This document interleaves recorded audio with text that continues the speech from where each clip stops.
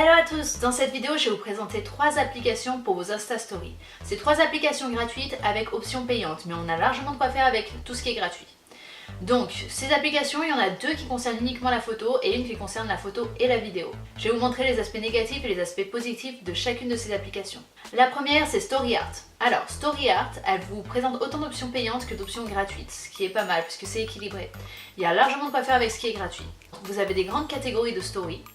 Donc c'est des thèmes, et puis quand vous cliquez dessus, vous avez plusieurs, allez on va dire une quinzaine en moyenne de présentations de stories que vous pouvez personnaliser. Ce qui est vraiment bien sur cette application, c'est que vous avez pas mal de filtres inclus, de filtres photos inclus dans l'application. Donc vous n'avez pas besoin de retoucher votre photo avant ou après. Donc ces filtres, ils sont applicables à la photo sélectionnée. Si vous avez une story avec 3 photos, vous pouvez très bien en avoir une sans filtre, une avec un filtre en noir et blanc et une avec un autre filtre. Ça n'a aucune incidence, ça ne change rien du tout. Vous avez des filtres payants et des filtres gratuits, mais les filtres gratuits suffisent amplement. Le point négatif de cette application, c'est qu'elle ne fait pas la vidéo, uniquement la photo. La deuxième application que je vais vous présenter, c'est Canva. Alors Canva, c'est la version application du site web canva.com.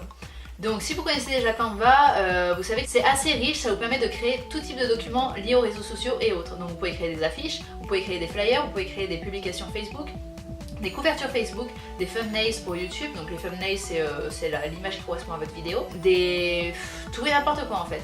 Vous avez un large choix, c'est des modèles prédéfinis, assez intéressants, que vous pouvez en fait modifier autant que vous voulez. Le gros point négatif on va dire de Canva, c'est qu'il faut créer un compte pour pouvoir s'en servir. Donc si vous avez déjà un compte sur la version web, vous pouvez vous en resservir sur l'application et du coup vous retrouvez toutes vos créations. Ça c'est pas mal si jamais vous voulez faire le lien, poster des choses plus tard, etc. depuis votre mobile.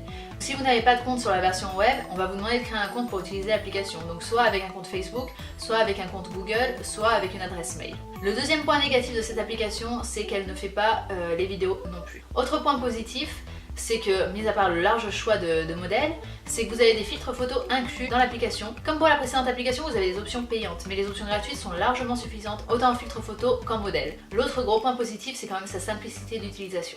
La troisième application que je vais vous présenter, c'est celle qui possède la vidéo, donc c'est Unfold. Unfold, elle vous permet de créer des stories soit en page, soit en story, c'est-à-dire, ce qu'ils entendent par story, c'est plusieurs pages en fait dans la même story.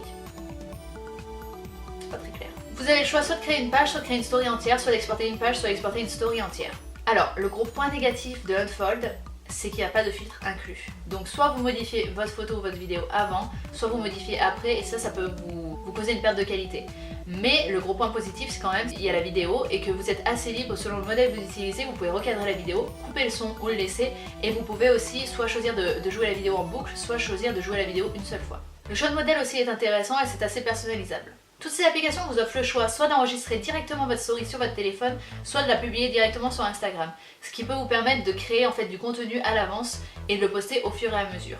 Voilà, j'espère que cette petite vidéo vous aura plu. Je vous invite à vous abonner pour plus d'astuces, infos, réseaux sociaux, applications et tout.